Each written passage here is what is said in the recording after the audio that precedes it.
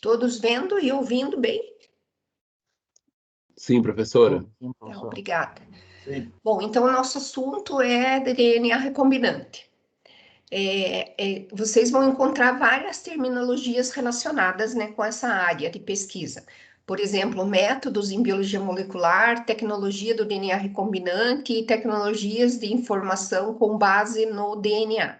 Tá? Mas essa área de pesquisa é uma área que nós chamamos de interdisciplinar, porque ela envolve tanto a genética, quanto a biologia molecular e quanto a bioquímica. E procura, né, associar a estrutura gênica com as proteínas que são codificadas a partir desses genes e também a função que essas proteínas têm. Eu posso, por exemplo, me referir à função do gene, mas eu estou dizendo que, na verdade, o produto do gene é que é o elemento funcional. Só que quando a gente fala só do gene, a gente pode usar essa terminologia também. Então, aqui eu trago apenas uma linha do tempo, né, para a gente comentar alguns aspectos importantes, porque que são conhecimentos que fundamentaram o que a gente chama hoje de tecnologia do DNA recombinante. Então, começa lá, a gente fala desde lá do Mendel, que usou, né, as ervilhas como ponto de partida, né, para as teorias, né, que depois viraram as regras de Mendel, lá em 1860. Daí já pulando, né, alguns anos, aconteceu em 1909 a identificação da composição química do DNA, e daí surgiu o termo gene, que ele começou a ser utilizado, aí dando mais um salto. E lá em 1953, o Watson e Crick descreveram a estrutura em dupla hélice do DNA, então essa data, né, uma data muito marcante na biologia molecular e na área da tecnologia do DNA recombinante. Na década de 60, daí foi descrito o código genético, tá? Foram pesquisadores, né, dos Estados Unidos, da Inglaterra, da França, que estavam envolvidos aí nessa pesquisa. Um pouquinho depois foram descobertas as enzimas de restrição, que nós chamamos de nucleases de restrição. Para a área de pesquisa do DNA recombinante, essa descoberta foi muito importante, porque daí foi liberado, né, o fato de que nós poderíamos cortar o DNA em sequências específicas e manipular esse DNA. Então, nós chamamos de nucleases de restrição ou enzimas de restrição. Mas são proteínas especializadas em cortar o DNA em pontos bem determinados e, consequentemente, nós podemos manipular esse DNA. Já na década de 70, foram obtidas as primeiras moléculas de DNA, dito DNA recombinante, tá? Porque uniram diferentes espécies, né, inserindo o DNA híbrido numa célula hospedeira. Tá? Daí, já em 1975, foram divulgados, né, os métodos de sequenciamento do DNA. Então, quer dizer que nós poderíamos obter as sequências e analisar essas sequências. A tecnologia, que ainda era uma tecnologia que usava material radioativo na época, né, e depois ela foi adaptada para material não radioativo. E em 1976 foi criada a primeira companhia de engenharia genética, que é a Genentech. Esse termo engenharia genética ficou sendo usado durante muito tempo, mas depois ele foi caindo em desuso. E hoje em dia a gente fala mais em tecnologia do DNA recombinante ou a tecnologia para a produção de organismos geneticamente modificados. Depois, né, que surgiu essa companhia, eles, alguns anos depois, em 1982, eles começaram a comercializar a insulina recombinante. Aqui, eles já direcionaram, né, a aplicação da tecnologia do DNA recombinante ou da engenharia genética para a produção de moléculas, né, que pudessem ter aplicação, né, no uso humano. E aqui eu trago, então, um conceito, né, que é bem importante para essa tecnologia, que é o conceito do clone. O clone existe na natureza porque é uma cópia idêntica de um determinado organismo e a gente vê nas células bacterianas, porque quando as células se dividem, elas produzem colônias e essas colônias representam aglomerados de clones da célula original. Então, na figura, né, eu trago como exemplo 3 células, cada uma com uma cor, e aí, a célula verde vai dar a colônia verde, a vermelha a colônia vermelha e a azul a colônia azul. Então, se considera, né, que todos os derivados dessa célula original sejam clones da mesma. Aqui eu trago um exemplo de produção de clones de vírus, né, que são 2 fagos que estão mostrados aqui, um em vermelho e outro em azul. Então, quando o azul vai parasitar a bactéria, ele vai produzir uma linhagem de clones, né, de si mesmo, e a mesma coisa o vermelho, quando ele parasitar a bactéria, ele vai usar a maquinaria, né, de replicação da bactéria para produzir clones de si mesmo. Então, as placas virais aqui, assim como as colônias bacterianas, né, vão ter clones do original. Então, como nós utilizamos a clonagem na tecnologia do DNA recombinante? Tá? Nós podemos selecionar genes e produzir clones desses genes para obter, então, moléculas de DNA recombinante. Então, normalmente, nós não temos como objetivo obter um clone completo do organismo, e sim clonar determinados genes que esse organismo tem. E o nosso objetivo é propagar o gene num dado hospedeiro, caracterizar funcionalmente e estruturalmente esse gene e também inserir, né, esse gene isolado no genoma de um hospedeiro final. Então, nós podemos ter um hospedeiro temporário para fazer essa primeira análise e depois colocar esse gene no genoma do hospedeiro final. Então, aqui eu trago uma representação, né, de como é que nós obtemos o clone, quais são os elementos necessários para isso. Eu preciso de um vetor, que é uma estrutura de DNA também, que vai hospedar esse DNA que nós chamamos de DNA inserto, que é o nosso DNA de estudo. E unindo o vetor ao DNA inserto, eu vou ter o DNA recombinante. Tá? E que aí eu tenho o meu clone. A partir daqui, eu posso propagar, né, centenas de vezes essa sequência de DNA inserto, produzindo, né, sempre cópia fiel dessa sequência.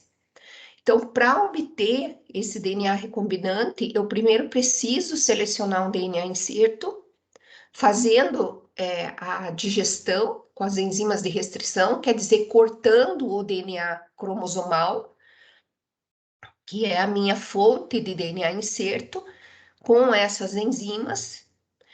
E outra possibilidade é também fazer uma amplificação desse DNA inserto a partir do meu DNA molde, quer dizer, daí eu não vou cortar, e sim eu vou fazer uma cópia desse DNA inserto, utilizando essa técnica, que é a técnica da amplificação do DNA, que a gente usa a técnica do PCR, né, que nós temos uma aula específica sobre isso. O vetor, né, que é um vetor normalmente circular, ele também precisa ser aberto para ele receber esse DNA inserto, e ele também vai ser cortado em local preciso para que ele possa, né, ser colado, ser juntado quimicamente com o DNA inserto, que é a última etapa do processo, né? Ligar os fragmentos de DNA inserto com o fragmento, com o vetor propriamente dito, né? E com isso obter o DNA recombinante. Desculpe. Então, nessa figura eu trago todos esses passos que eu acabei de comentar. eu vou ter um DNA cromossomal inteiro, e nesse DNA cromossomal eu vou ter um segmento de interesse que é ao qual eu vou dedicar, né, a minha atenção. E esse segmento vai ser selecionado pelo uso das enzimas de restrição. Então, eu tenho todo aquele conjunto, mas eu vou separar somente o segmento que me interessa. E preciso ter um vetor, que o vetor, como eu comentei, é circular. Então, esse vetor vai precisar ser aberto, vai precisar ser linearizado, para que daí, então, eu possa unir o fragmento de interesse com o vetor. E aí eu vou juntar quimicamente, né, esses dois elementos, ligando, né, o DNA inserto ao vetor, e com isso conseguindo o meu DNA recombinante. Esse DNA recombinante, ele vai ser transferido para uma célula hospedeira. Então, eu tenho aqui um exemplo da célula hospedeira que tem o seu próprio DNA genômico, e ela vai, então, passar agora a ter esse DNA recombinante que foi produzido, né, externamente. E nessa célula hospedeira, o gene, né, que foi selecionado, que é essa estrutura que veio lá de cima, vai passar a produzir o transcrito, que é o RNA mensageiro, e produzir a proteína correspondente no evento da tradução. Então, o processo, né, vai utilizar o sistema dessa célula hospedeira para fazer a transcrição e a tradução. Então, a RNA polimerase da célula hospedeira, os ribossomos da célula hospedeira, tudo vai ser utilizado para produzir aquela proteína de interesse. E aqui eu trago alguns exemplos, né, de situações assim para ilustrar até onde a biologia molecular, né, pode nos levar com a tecnologia do DNA recombinante.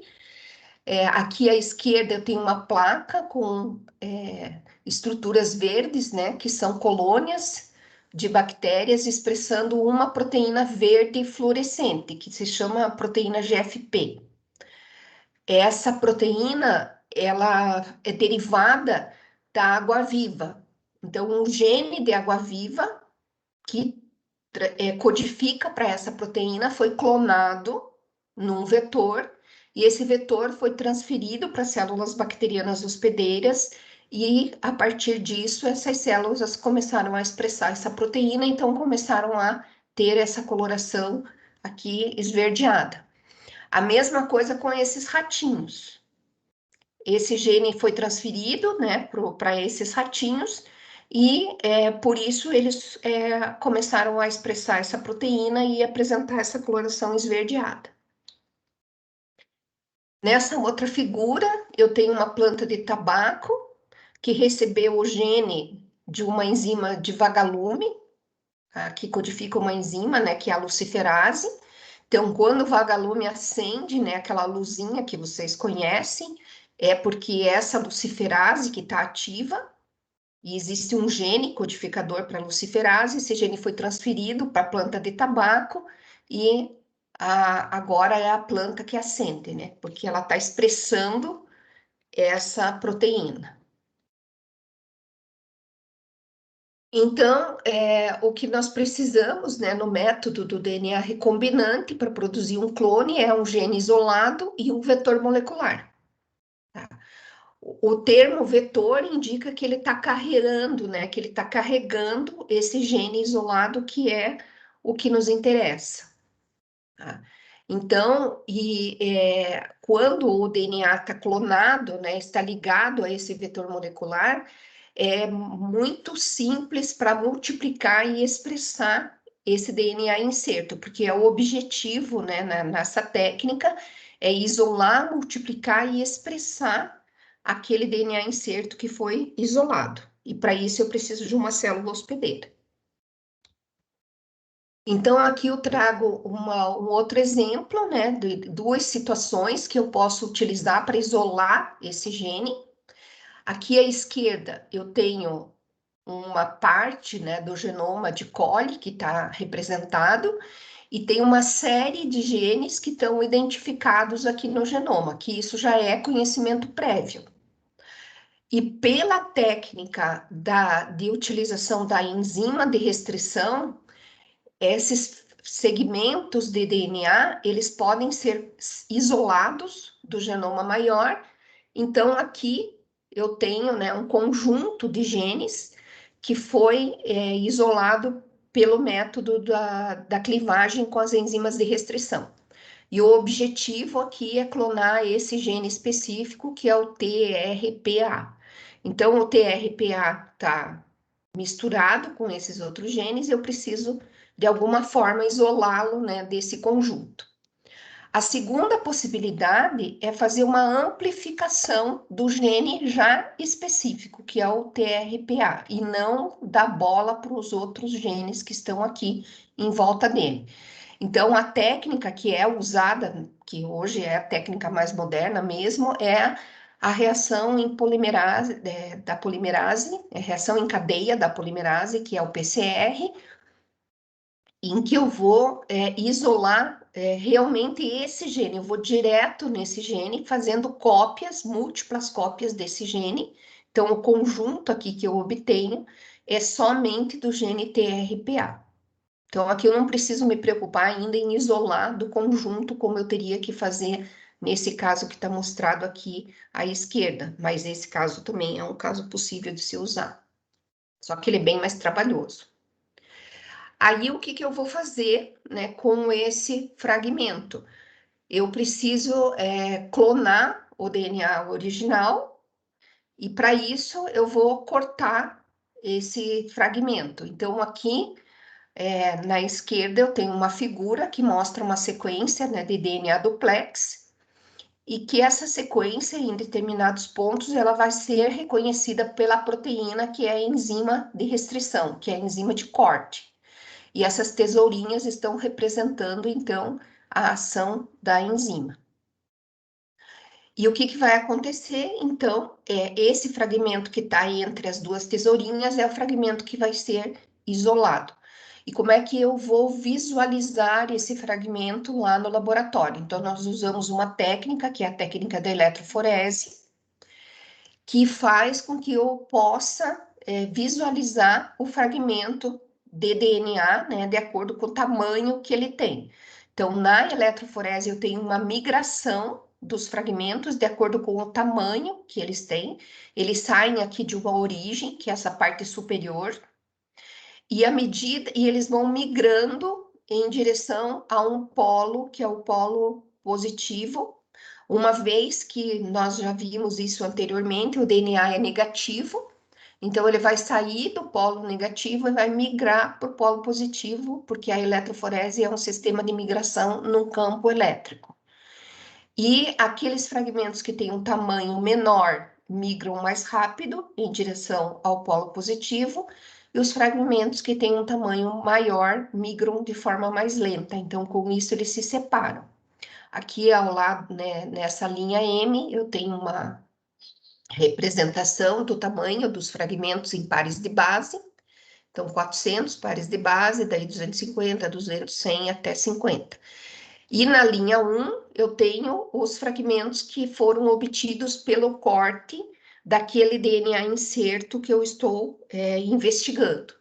Então, dá para perceber que um dos fragmentos ficou bem lá na origem, que ele é maior, né, do que 400, mas em compensação tem dois fragmentos aqui, um de 200 e um pouquinho menor, entre 150 e 200. E daí eu posso isolar esses fragmentos aqui por métodos, né, de laboratório, já que são bem conhecidos, e fazer então a clonagem.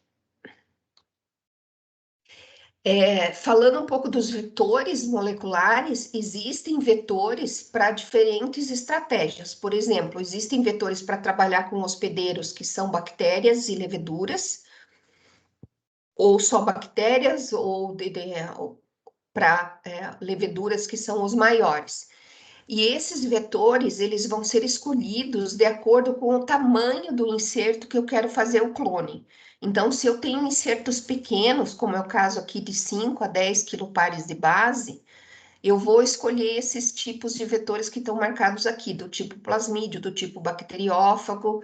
Agora, se começar a subir, por exemplo, para 50 ou mais de 50 quilopares de base, daí eu já vou escolher um outro tipo de vetor. E se os fragmentos forem muito grandes, por exemplo, até 1000 quilopares de bases, daí eu também vou escolher um outro tipo de vetor, que é esse vetor que a gente chama de cromossomo artificial. E isso é principalmente para genes de eucariotos que a gente usa esse sistema, porque os genes de eucariotos são bastante grandes. Se eu vou estudar genes, né, de procariotos, eu posso ficar com esses vetores mais simples que estão mostrados aqui, como o plasmídio, o bacteriófago. Aqui, né, eu trago para vocês essa figura, né, que eu já apresentei lá na parte da estrutura do DNA, que mostra quem são os plasmídios. Então, na tecnologia do DNA recombinante, os plasmídios foram os primeiros vetores que foram utilizados, porque eles foram reconhecidos como estruturas extracromosomais naturais dos procariotos, e aí os pesquisadores perceberam que poderiam utilizar esses plasmídios como vetores de clonagem, porque eles podiam carregar DNA incerto, né, que tinha sido selecionado, mas eles existem de forma natural, né, em alguns procariotos. Então aqui eu trago, né, uma representação dos plasmídios, e uma característica que foi bem importante, que se descobriu naquela época, é que eles tinham a origem de replicação. Lembrem lá da origem de replicação, que é onde abre, né, o DNA duplex para que ele possa ser copiado, que ele possa ser replicado.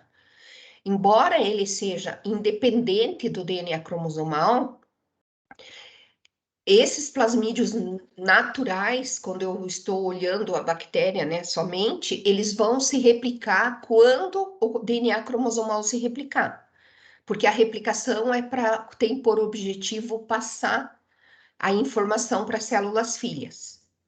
Mas eles se replicam de forma independente do DNA cromossomal, porque eles têm essa origem de replicação. Então, isso foi um conhecimento bem importante que foi adquirido, né, por pesquisa básica e que daí foi transferido para a tecnologia do DNA recombinante. Aqui eu trago uma tabela que mostra que esses plasmídios existem de forma natural nas bactérias. Então, existem várias espécies aqui de bactérias que estão listadas, e vocês podem perceber, né, nos tipos de moléculas, que, claro, todas elas têm um cromossomo, tá? Mas que elas também podem ter plasmídio, e que esses plasmídios podem ser de duas formas, ou forma linear ou forma circular. E eles podem variar muito de tamanho. Então, foram informações que foram sendo adquiridas ao longo do tempo, mas foram informações muito preciosas para se adaptar para a tecnologia do DNA recombinante. E vocês também vão encontrar esse termo megaplasmídio. É porque daí é um plasmídio grande, mas ele não tem o status de cromossomo. Tá? Então, ele é isolado do DNA cromossomal, mas ele tem um tamanho, em termos de quilopares de base, né, bastante significativo. Veja o caso da Houstone aqui, ela tem um cromossomo, tá, que tem 3.700 quilopares de base, e ela tem um megaplasmídio de 2.000 quilopares de base. Tá? Então, ele não é um cromossomo, tá? Mas ele é um plasmídio bastante grande, ele é um elemento extracromossomal. E aqui eu trago, então, algumas informações que geralmente estão presentes nos plasmídios naturais. O que esses plasmídios contêm de informação? Eles carregam genes de resistência a antibióticos, como o caso aqui que está representado, streptomicina, tetraciclina, ampicilina, outros genes, né, como colicinas e agrocinas, que também produzem antibióticos, genes para resistência a metal, genes de virulência, de tumorogenicidade, como é o caso daqueles que estão em plantas ou que são transferidos para plantas, genes de fertilidade, que daí permitem que as bactérias façam conjugação, que elas transfiram o material de uma bactéria para outra, genes que daí são responsáveis pela produção de toxinas, como o caso da difteria, né, da bactéria que causa a difteria, por exemplo. Genes de simbiose, que daí estão presentes em bactérias que fazem associação com plantas. As próprias enzimas de restrição ou de modificação do DNA, também nós encontramos genes para elas nesses plasmídios. E também alguns genes envolvidos no metabolismo de hidrocarbonetos. Quer dizer, isso daqui são alguns exemplos dos genes que estão presentes em plasmídios. Tá? Isso quer dizer que a bactéria que tem esse plasmídio, ela pode expressar esses genes, pode produzir o RNA mensageiro e a proteína relacionada de acordo com o que está acontecendo no ambiente. Por exemplo, se a bactéria estiver num ambiente que seja rico em metais e que esses metais, né, eventualmente possam causar algum problema para a bactéria vai ter esses genes que vão ser expressos e vão produzir proteínas que ajudam a bactéria a sobreviver nesse ambiente. Então, por isso a gente diz que são genes de resistência aos metais. E quando a gente vai trabalhar com esses plasmídios, nós temos algumas características que são desejáveis e que a gente deve observar, como, por exemplo, um tamanho. Eles não podem ser muito grandes, uma vez que eles vão ser inseridos na célula hospedeira. E esse método de transferir o plasmídio para a célula, o vetor, né, com o inserto para a célula hospedeira,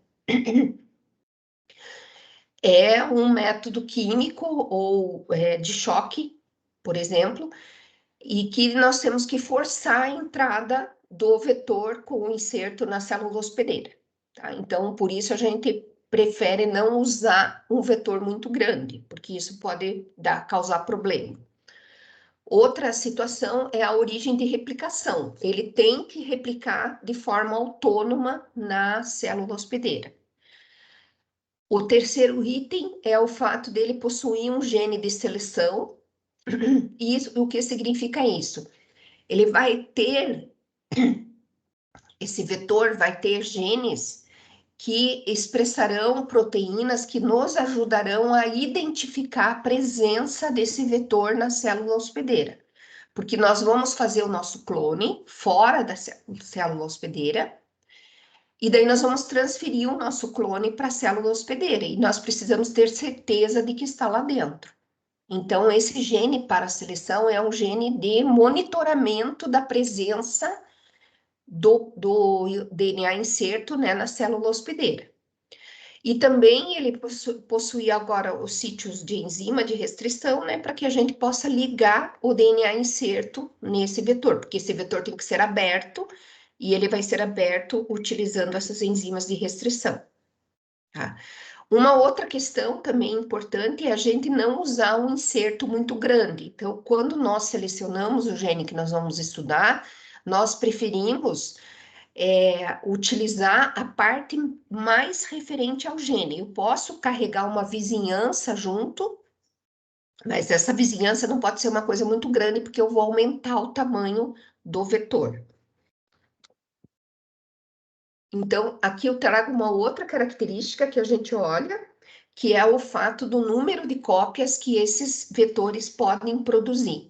Então, são duas situações. Eu posso ter vetores que me deem um alto número de cópias, como é o exemplo aqui da esquerda. Então, eu tenho o DNA cromossomal em azul, e tenho essas argolinhas aqui que significam os meus vetores, né? É o vetor igual, né? Só que ele está com alto número de cópias. E tenho vetores que são baixo número de cópias, então eu vou encontrar poucas cópias desse vetor na minha célula hospedeira.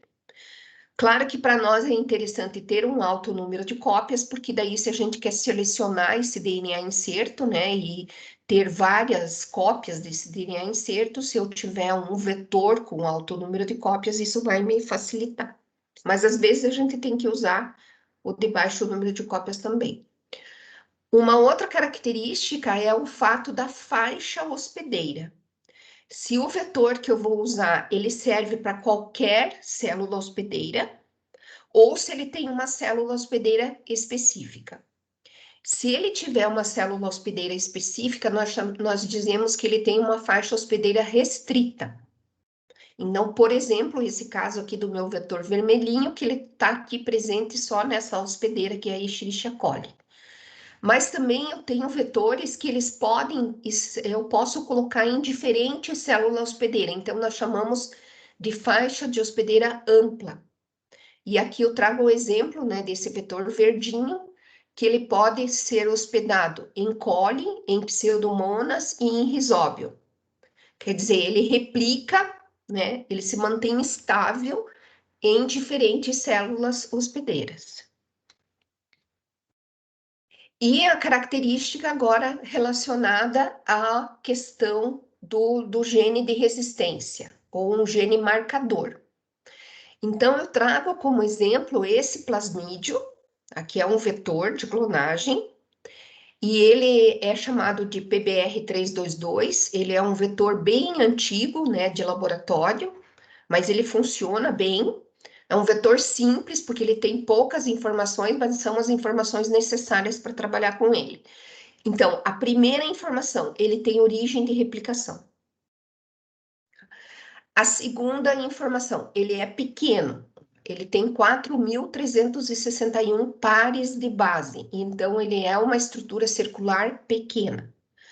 A terceira informação, ele tem um gene marcador, um gene que me indica a presença desse plasmídio na célula hospedeira.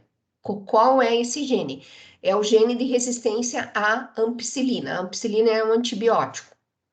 Então, quando eu coloco esse vetor na célula hospedeira e coloco a célula hospedeira num meio contendo antibiótico, ampicilina, essa célula hospedeira vai crescer nesse meio, porque ela vai expressar esse gene de resistência à ampicilina e ela vai poder crescer nesse meio. O segundo gene de resistência é o gene da tetraciclina, que também é um antibiótico. Então, se eu colocar a bactéria hospedeira contendo esse plasmídio num meio com tetraciclina, essa bactéria vai crescer nesse meio porque ela vai expressar esse gene de resistência à tetraciclina. Então, nesse caso, né, do plasmídio PBR322, ele tem dois marcadores de resistência. Então, eu tenho duas possibilidades para investigar a presença dele na minha célula hospedeira. Além disso, ele tem os sítios de restrição, os sítios de corte para as enzimas. Como eu identifico esses sítios de corte? São essas letrinhas que estão marcadas aqui com as setinhas. Então, PST1, EcoR1, BANH1, SAL1 e PVU1. Então, nesses pontos que estão marcados com as setinhas, existem sequências de DNA que são reconhecidas por essas proteínas, que se chamam SAL1, BANH1, EcoR1, e a enzima vem ali e corta o DNA naquela região. Então, se eu cortar esse DNA, por exemplo, com essa enzima PVU2 aqui, eu vou estar cortando nessa região e fora dos sítios de resistência, das sequências de resistência aos antibióticos. Se eu cortar com sal ou com BAN, eu vou estar cortando dentro da sequência de resistência ao antibiótico. A mesma coisa que se eu cortar com PST, eu vou estar cortando dentro da sequência de resistência ao antibiótico ampicilina. Quando eu corto no sítio de resistência ao antibiótico, eu estou eliminando essa possibilidade de expressar resistência a esse antibiótico, porque eu estou ali cortando para introduzir um DNA inserto nessa região. Tá? Então, essa estratégia foi uma estratégia bem interessante, isso foi feito na década de 70, quase década de 80, onde foi o boom, né, da engenharia genética, de poder perceber que eu estava fazendo a clonagem de forma correta, porque eu estava cortando no gene de resistência, na sequência, né, que codifica o gene de resistência, e inserindo um DNA inserto nesse gene. Então, eu estou eliminando essa sequência e deixando somente a outra sequência íntegra.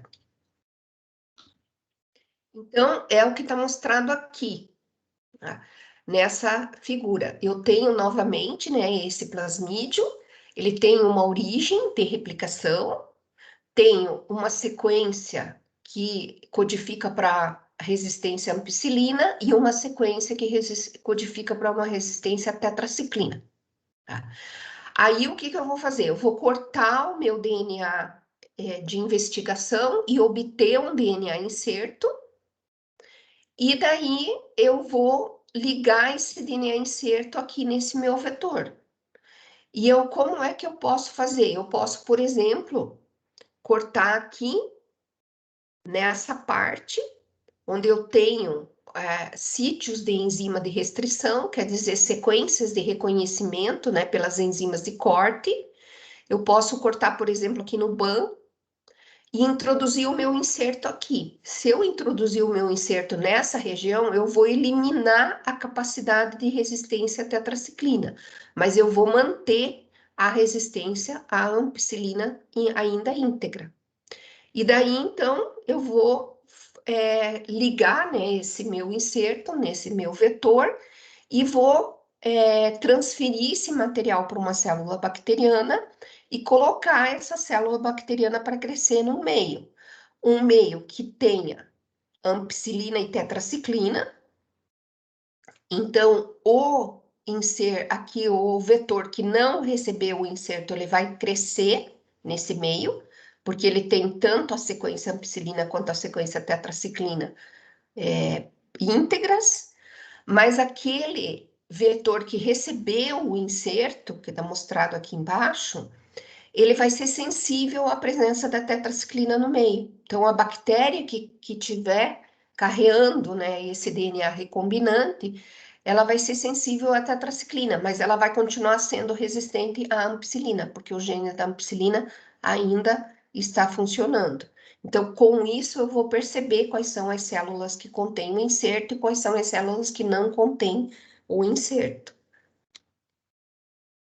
Esse aqui é um outro plasmídio, assim, que se usa muito em laboratório, ele também é um plasmídio pequeno, e ele tem essas características, né, de novo, mas ele tem 2.686 pares de base, ele carrega apenas um gene de seleção, que é o gene de resistência à ampicilina, e ele tem aqui, nessa região, que está mostrada em azul, um sítio de policlonagem. O que significa isso?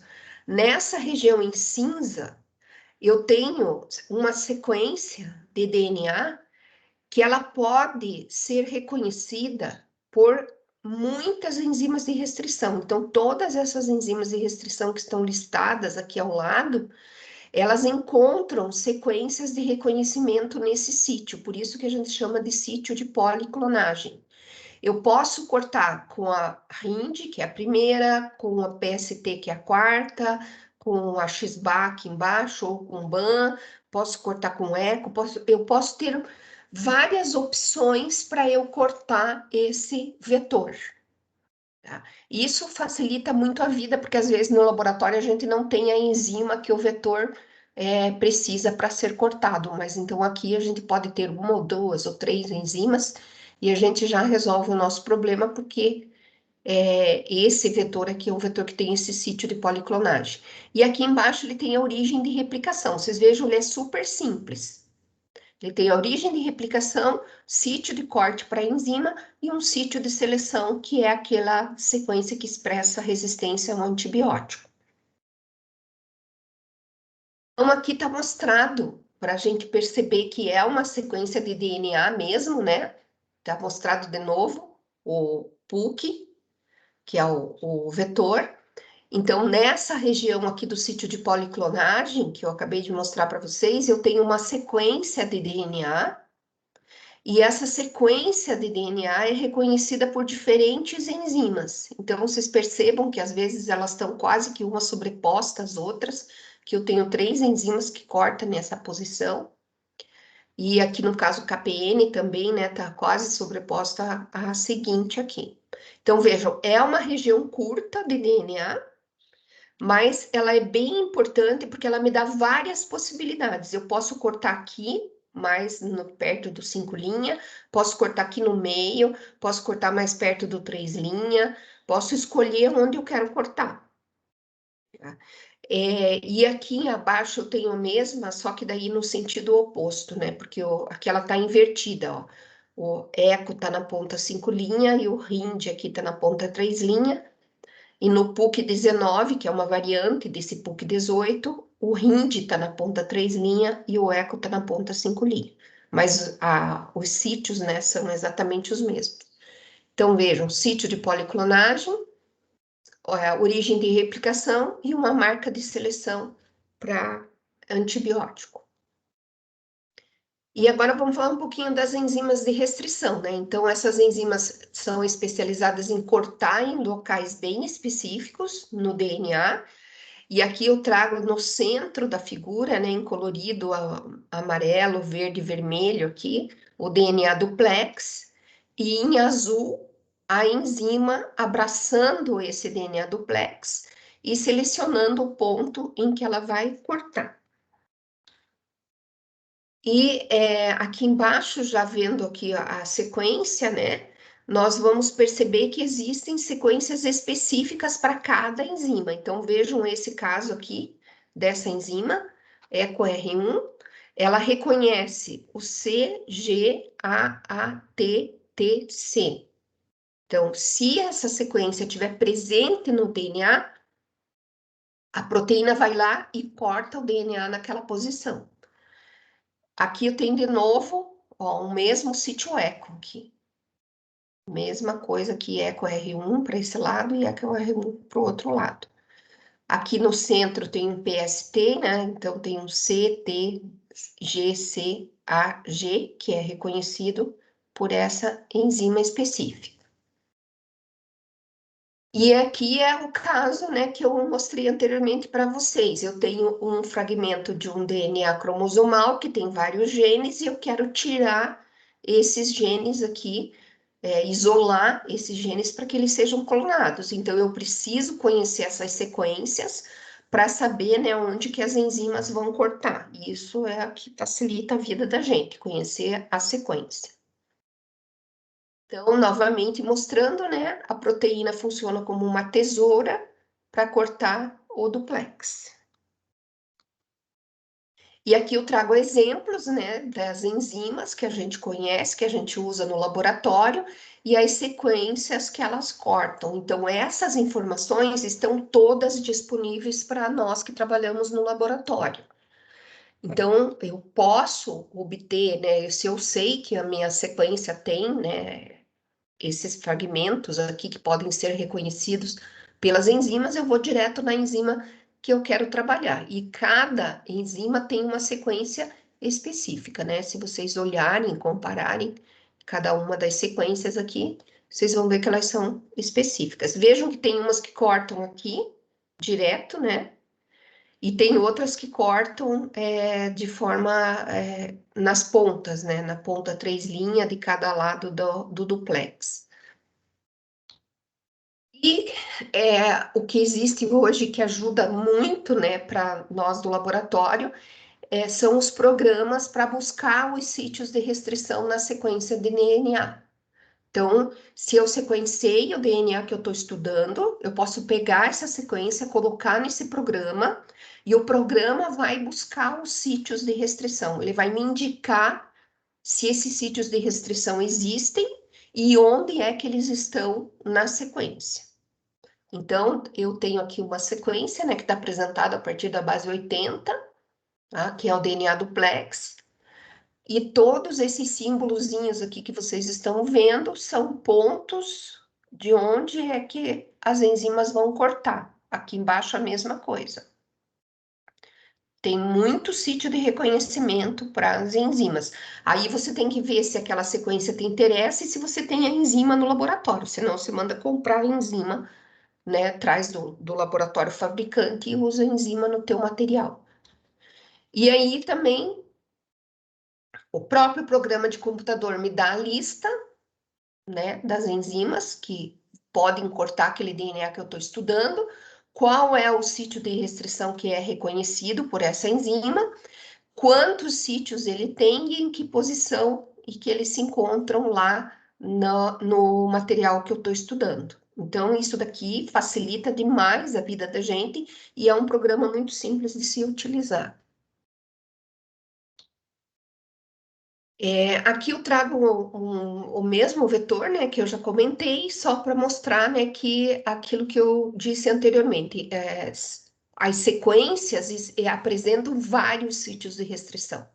Inclusive, vocês podem pegar a própria sequência do vetor e colocar nesse programa e aí obter quais são as enzimas que cortam esse vetor, embora normalmente a gente tenha essa informação já na literatura.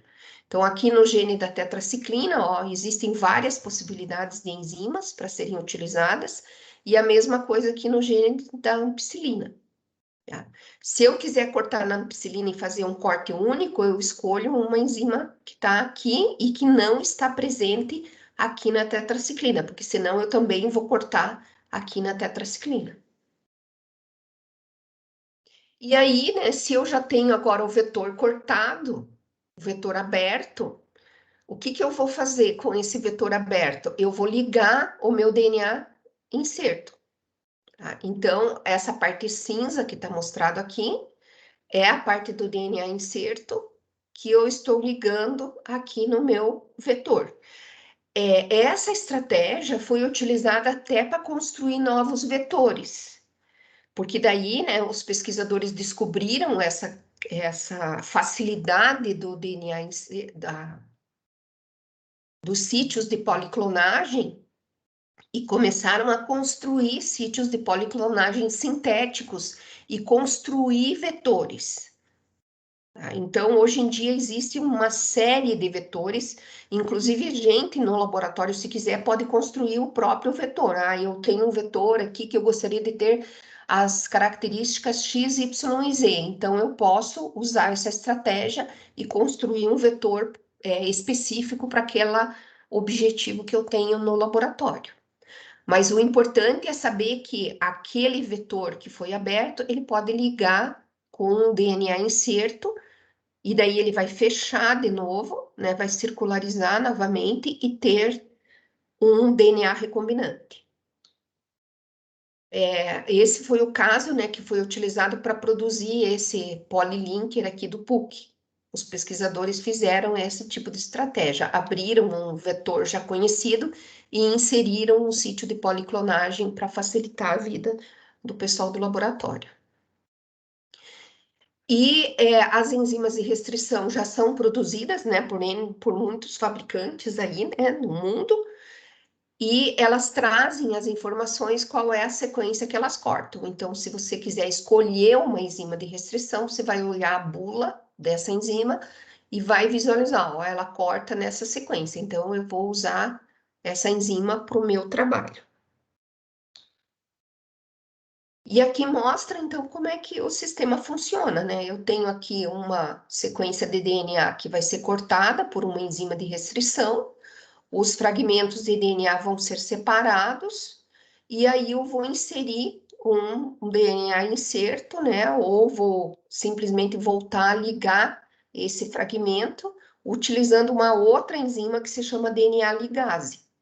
A DNA ligase apareceu lá na replicação, quando os fragmentos do Okazaki eram retirados. Então, a DNA polimerase 1 retira os fragmentos de Okazaki, preenche o buraco que ficou, e a DNA ligase vai lá e emenda um fragmento de DNA com a pontinha, né, do DNA que já existia. Então, é conhecimento adquirido lá da replicação que veio aqui para a tecnologia do DNA recombinante.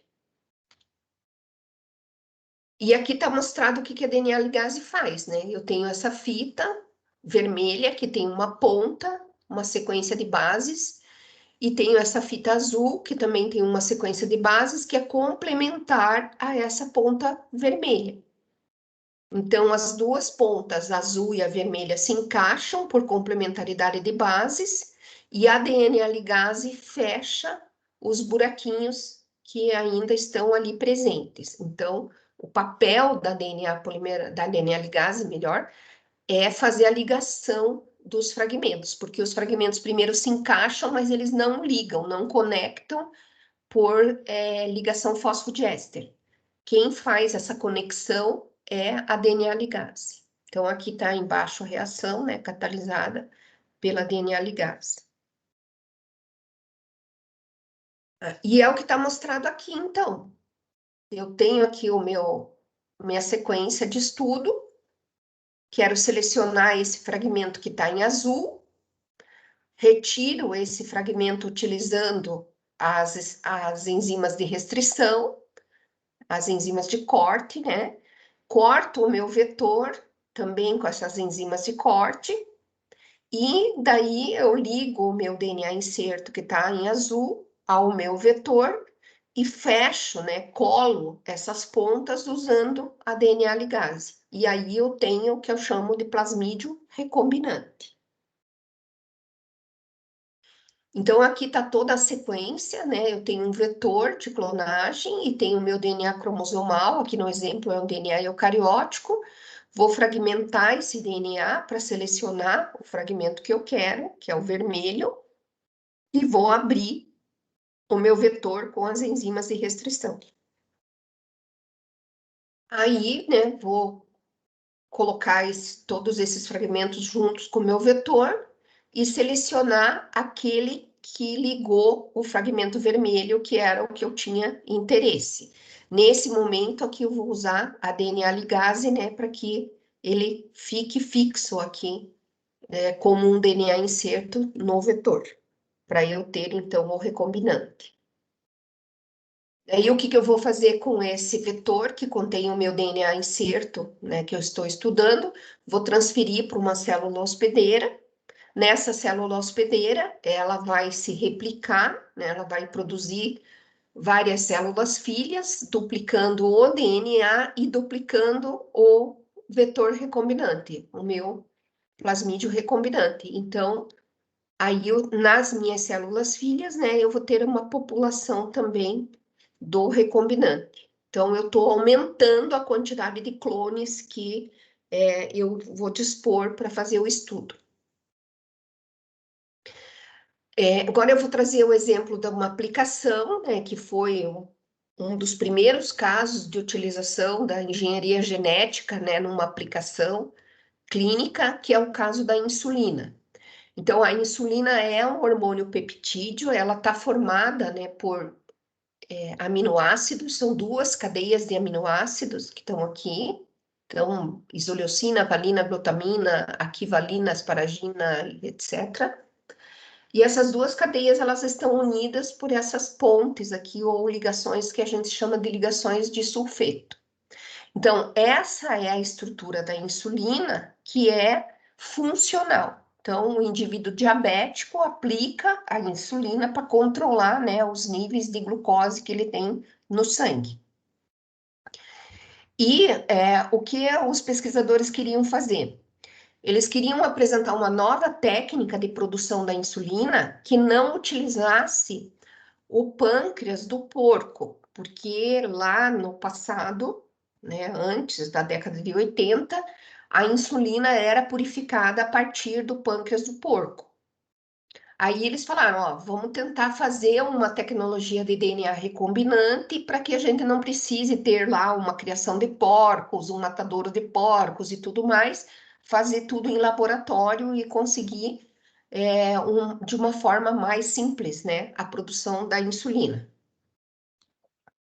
Então, o que que eles fizeram? Eles clonaram o gene da insulina para a cadeia A e para a cadeia B.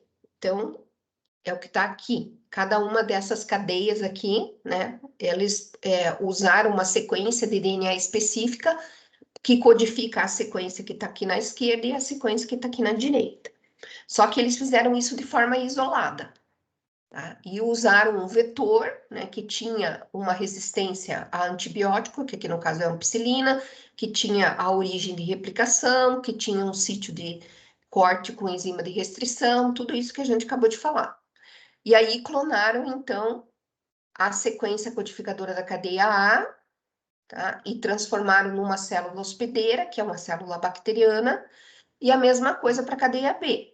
Foi clonada, foi transferida aqui para a célula hospedeira.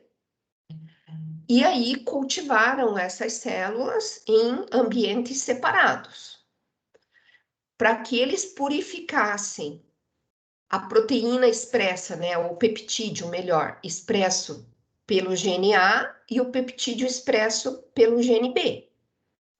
Daí eles juntaram as duas cadeias peptídicas para que elas juntas formassem a ligação de sulfeto, que é essas que são, né, essas duas ligações que aparecem aqui no centro. Então, quando essas cadeias estão separadas, elas não têm como formar essa ligação de sulfeto. Mas daí, quando essas cadeias são colocadas juntas, elas estabelecem essa ligação de sulfeto, e foi o que aconteceu. Então, eles purificaram o peptídeo A, né, seguindo essa linha de clonagem, purificaram o peptídeo B, seguindo a linha de clonagem que está aqui à direita, obtiveram, né, as cadeias purificadas, juntaram as duas cadeias, elas estabeleceram por si só as pontes de sulfeto, e aí, então, eles obtiveram a insulina ativa. Essa insulina é chamada de insulina recombinante.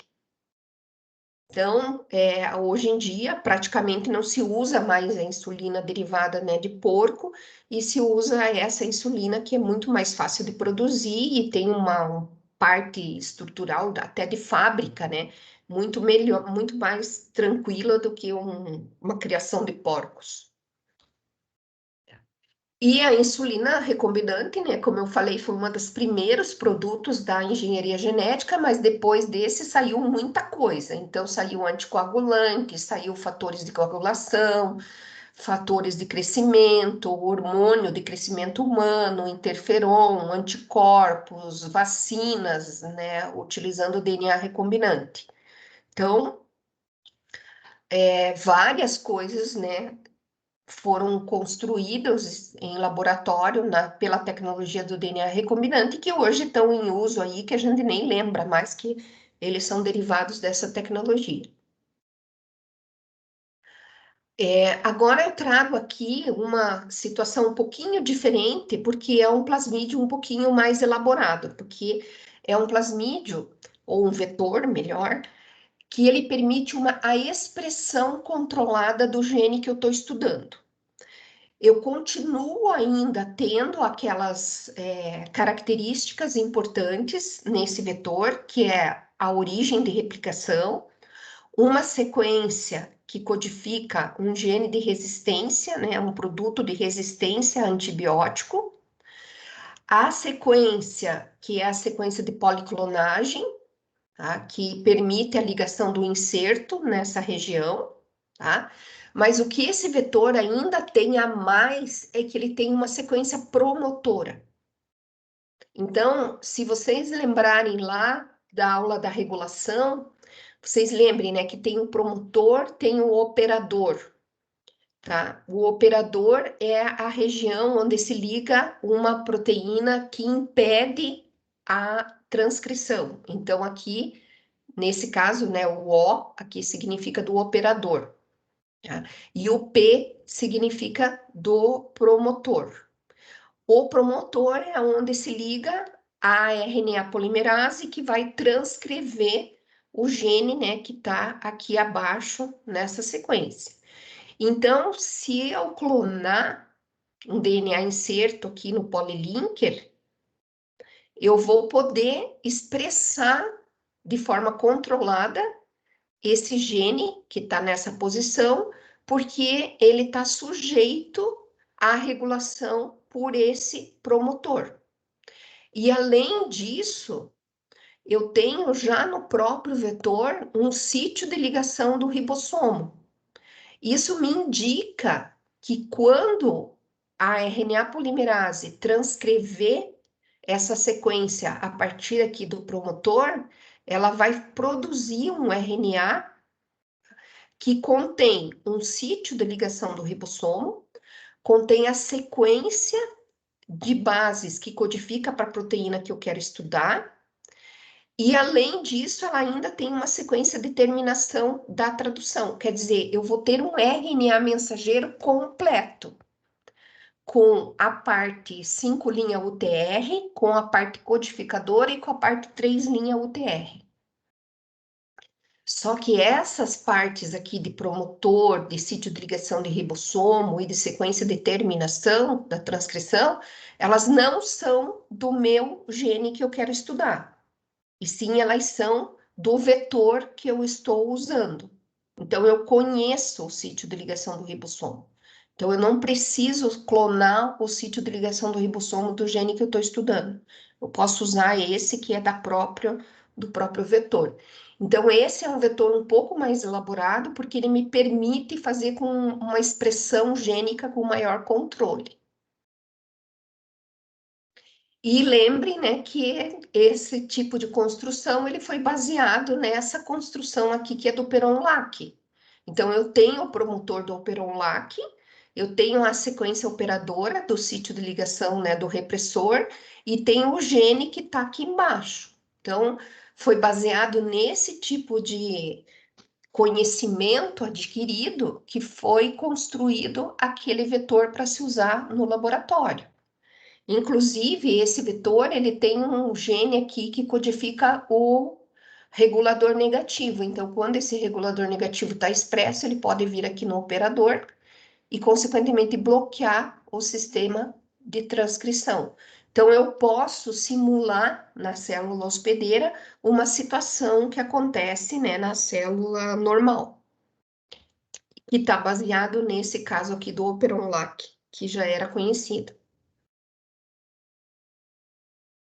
Então, aqui, né, tá toda a estratégia, né? Eu tenho o promotor, tenho o sítio de ligação do ribossomo, tenho um sítio de corte para enzima para inserir o meu inserto e já tenho o terminador. Então, o meu inserto que está mostrado aqui em azul, ele vai ficar, a expressão desse gene aqui vai ficar sujeita à regulação desse promotor, que vai produzir um RNA mensageiro, que vai terminar aqui, nesse terminador. E aqui, na pontinha, né, do gene que eu estou colocando, tem um sítio de ligação do ribossomo. Então, eu vou transferir todo esse material para minha célula hospedeira e vou colocar numa situação em que esse promotor seja reconhecido pela RNA polimerase, produza um RNA mensageiro. Como ele tem o sítio de ligação do ribossomo, ele vai ser traduzido para a proteína que eu quero isolar, né, que eu quero estudar. Então, eu chego até a proteína sendo produzida na minha célula hospedeira. Eu dou um passo além de simplesmente ter um clone na minha célula hospedeira. Então, aqui existem diferentes tipos de promotores que podem ser usados para isso. Então, o promotor LAC é, né, no caso, o promotor que é bem comum para a gente utilizar. Vejam aqui, ó, -10, -35. Então, isso aqui é aquele conhecimento que a gente já obteve lá quando a gente estava falando, né, da transcrição. Então, a RNA polimerase vai reconhecer essa região e vai transcrever a partir dessa região. E o meu gene vai estar aqui abaixo, né, no caso do LAC-Z aqui. Ou o promotor do triptofano, ou promotor TAC, um promotor aqui de lambda, um promotor T7. Então, existem vários tipos de promotores que eu posso utilizar, né, nesse processo de obter um DNA recombinante que me permita produzir a proteína também que eu quero estudar.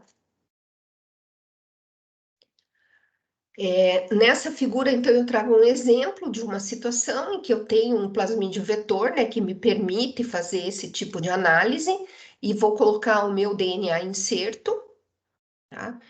E daí vou transferir esse DNA inserto para uma célula hospedeira. Onde vai entrar esse DNA inserto? Aí tem uma questão, né, para a gente analisar.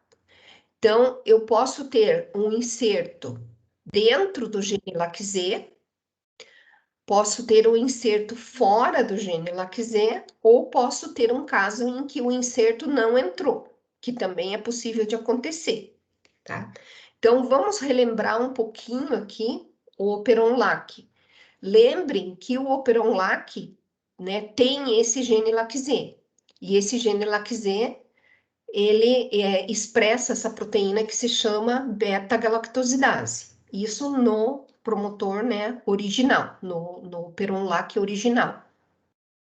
Então, o que pode acontecer? Eu ter um sítio de restrição no meu plasmídio que chegue aqui dentro. Então, traga o meu inserto dentro dessa região do gene LAC-Z. Tá? É o caso que está mostrado aqui, nessa parte superior. Eu tenho aqui o promotor e tenho o gene LAC-Z também. E daí eu vou colocar o meu inserto nessa posição. E aí eu vou estimular a transcrição, colocando um reagente lá no meio, onde está a minha célula hospedeira, que se chama IPTG. E o IPTG vai fazer com que essa transcrição aconteça. Então, aí eu vou ter o meu produto. Só que eu posso ter essas situações, né? Que o meu inserto entre no gene LAC-Z, e daí ele interrompa esse gene LAC-Z, que ele fique fora do gene LAC-Z, então o gene LAC-Z vai estar íntegro, ou que ele não entre, que o gene LAC-Z também vai estar íntegro. Então, são as situações que eu posso encontrar no laboratório. Nesse caso, quando eu estimular aqui, quando o gene LAC-Z, quando o meu gene de interesse, né, o meu inserto entrou no gene LAC-Z e daí interrompeu essa sequência, quando eu transferir esse sistema aqui para a célula hospedeira, a célula hospedeira vai ficar da cor branca. Então, isso é um indicativo de que o meu inserto entrou no lugar certo. Se o meu inserto não entrar no gene LAC-Z, quer dizer, entrar no lugar errado, quando eu colocar esse conjunto na minha célula hospedeira, a célula hospedeira vai produzir colônias azuis. E o mesmo vai acontecer se o inserto não entrar, que é uma coisa que pode acontecer. Então, eu vou ter só o vetor, de novo, o gene LAC-Z íntegro e a minha célula hospedeira de forma de colônias azuis. Então, eu posso selecionar somente as colônias brancas desse conjunto, sabendo que nessa população de colônias brancas, eu vou ter o meu inserto ligado. E aqui existe, né, toda a parte dos reagentes que me dizem que essa colônia vai ficar branca ou que ela vai ficar azul. Mas eu não vou entrar nesse nível de detalhe. Tá?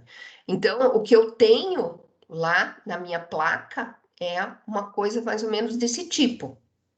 Uma população de colônias azuis, que são as células hospedeiras sem inserto ou com inserto no lugar errado, tá? E uma população de colônias brancas, que são aquelas que estão com inserto no lugar certo. Aí o pé colho, né, coleto essa população de colônias brancas e a partir dela eu expresso a proteína que eu quero estudar. Então, aqui eu vou mostrar para vocês uma situação que a gente viveu no laboratório, tá? E que mostra toda essa sequência de passos que eu comentei anteriormente. Lá no laboratório, nós tínhamos uma sequência de DNA que nós já havíamos identificado esses genes que estão mostrados em cores. E o nosso objetivo era estudar esse gene que está em vermelho, que é o HFQ. E nós também dispunhamos, né, da sequência de DNA correspondente a esse gene. Então, numa análise em sílico, utilizando, né, as ferramentas de bioinformática, a gente já sabia que esse gene tinha um promotor, tá, que é o promotor do tipo -10, -35, que a gente chama de sigma 70. Nós identificamos o sítio de ligação do ribossomo nessa sequência e identificamos o códon aqui de início de tradução e o códon de parada. Então, nós já sabíamos qual a sequência de aminoácidos que essa proteína, né, que fosse produzida deveria ter. Então, aqui já está uma dica para vocês, né, como que eu acho um sítio de ligação do ribossomo. Vejam como ele é rico em Gs e Cs, ele tem poucos As e Ts, e ele está próximo aqui do ATG, tá? Então, de 5 a 7 bases aqui à esquerda do ATG. Então, todas essas informações nós colhemos fazendo análise de bioinformática. Mas daí a gente queria seguir em frente, isolar esse gene e produzir a proteína, né, que é codificada por esse gene. O que a gente também descobriu é que o término aqui da transcrição, quando ela fosse ocorrer, ele estava bem aqui atrás, ele não estava bem na pontinha aqui da seta vermelha, ele estava bem mais lá para frente. E vejam aqui que bonitinho um grampo, ó. Tá? Então, aquilo que a gente fala, né? Ah, a gente encontra no DNA sequências que fazem grampo. Então, vejo que nós encontramos aqui um grampo perfeito. E depois uma cauda que pode ter, que seria uma cauda poli-A. Tá? Então, se esse conjunto gênico aqui fosse expresso, ele viria até esse ponto aqui e terminaria nesse ponto. E aí, o que a gente queria? A gente queria clonar esse gene HFQ. Então, nós fizemos o estudo, né, que foi o meu aluno que fez esse trabalho. Ele fez o estudo lá, pegou a sequência, colocou no banco, lá na ferramenta computacional que dava os sítios de restrição, descobriu quais as enzimas que cortam. Então, tá aqui do lado as enzimas que cortam. Então, ela corta numa ponta e a outra corta na outra ponta. E aí, ele isolou esse fragmento. E aqui mostra, né, na eletroforese que ele tem esse fragmento isolado, que é só, né, uma bandinha, né, uma sequência de DNA que tem em torno de 250 pares de base. E aí, o que ele fez? Ele escolheu diferentes vetores para fazer os diferentes passos que ele queria fazer. Tá? Primeiro passo era clonar, então ele usou esse plasmídio. Depois ele queria já partir para um plasmídio que tivesse promotor e assim por diante. Então ele foi seguindo esse caminho. Então o primeiro passo aqui que ele fez foi clonar nesse vetor.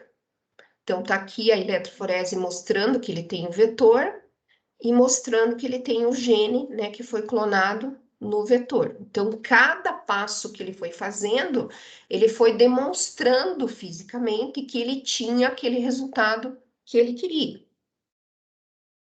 Então, ele colocou aqui, né, nessa região, aqui o vetor, né, desculpe, o inserto que ele queria, né, escolheu o plasmídio, e o plasmídio tem todas aquelas características que eu já falei, né, origem, marcas de resistência a antibiótico, local, promotor, local para colocar o inserto, tudo certinho. Daí ele passou para o próximo, que ele também mostrou, que ele abriu o vetor, colocou o inserto lá, e daí ele provou que ele tinha um inserto ligado no vetor.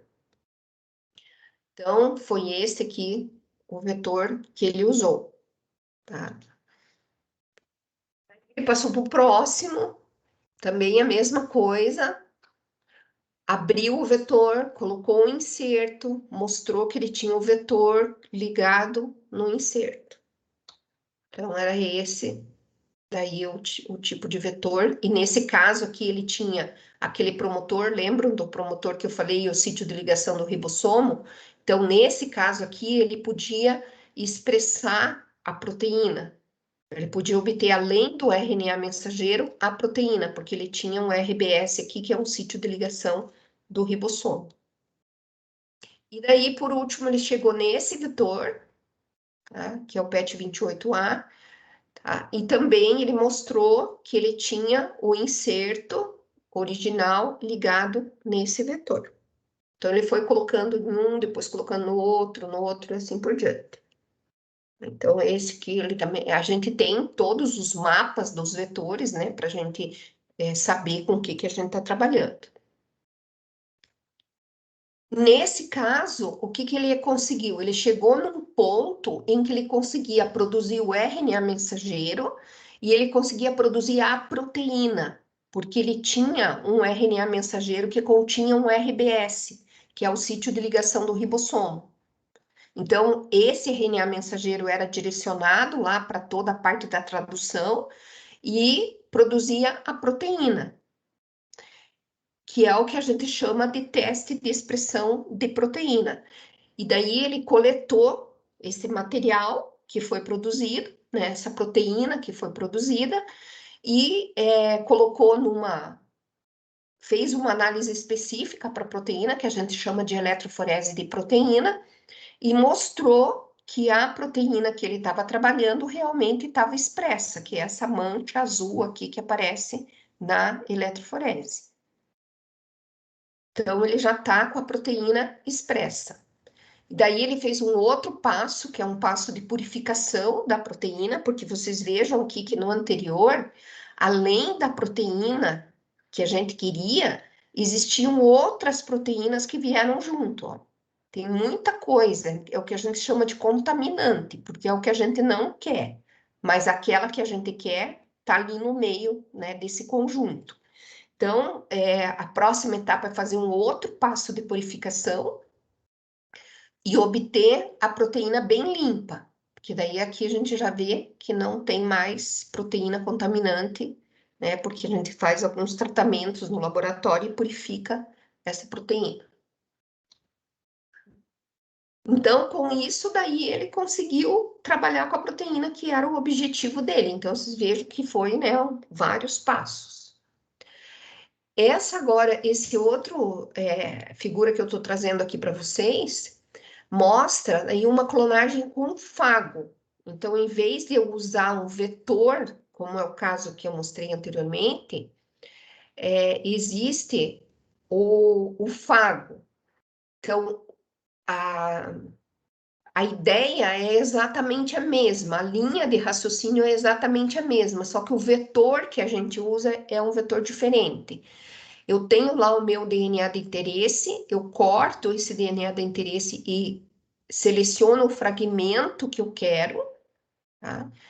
E coloco ligo esse fragmento, né, que eu quero estudar numas sequências daí, que são essas sequências em azul, que são sequências de fago, e empacoto isso dentro da partícula de fago.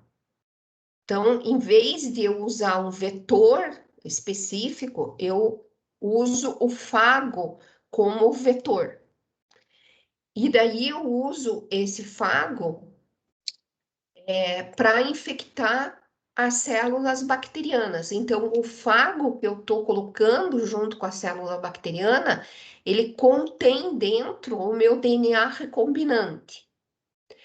E aí ele vai injetar esse DNA recombinante na célula bacteriana, a célula bacteriana vai replicar esse DNA do fago, e lá dentro da célula bacteriana vão ser produzidas novas partículas de fago, que são os clones, né, do fago original. E aí, lá na minha placa, no laboratório, eu vou ter o que a gente chama de placa mesmo, de fago, e a gente coleta essa placa de fago e lá dentro está o meu DNA recombinante. Então, é uma estratégia um pouquinho mais elaborada e é chatinho também de fazer. Eu cheguei a fazer esse tipo de clonagem. É muito melhor você clonar num vetor e já usar a célula hospedeira e pronto. Mas é uma estratégia também que é possível de fazer. Uma outra estratégia também que é utilizada são os baculovírus. E aí eu tenho um plasmídio pequeno, que tem aquelas características que eu já falei, só que ele tem ainda como novidade duas sequências que são chamadas de sequências ATT. Então, existe aquela sequência ATT, o sítio de clonagem e outra sequência ATT. Nesse sítio de clonagem vai entrar o meu gene de interesse. E então, o meu gene de interesse, né, vai ficar flanqueado pelas sequências ATT. No baculovírus, essas sequências ATT também existem. Tá? E também existem sequências de DNA que são necessárias para a manutenção do plasmídio na bactéria. Tá? Então, o baculovírus carrega essas informações. Qual é a etapa seguinte? É misturar o meu vetor contendo o inserto de interesse com esse baculovírus. E aí, esse conjunto vai recombinar. Por que é possível essa recombinação? Porque essa recombinação acontece nesses sítios ATT. Então, tanto o vetor contém os sítios ATT, quanto o baculovírus também contém os sítios ATT. E aí, então, né, esses sítios pareiam e acontece a recombinação, quer dizer, a troca de informações aqui entre essas duas estruturas. O plasmídio entrega o inserto para o baculovírus e o baculovírus entrega essa sequência em verde aqui, que é a sequência de manutenção, para o plasmídio. Isso é que a gente chama de recombinação. Então, agora o meu gene de interesse está no baculovírus. E esse baculovírus nós utilizamos para infectar, por exemplo, células de inseto.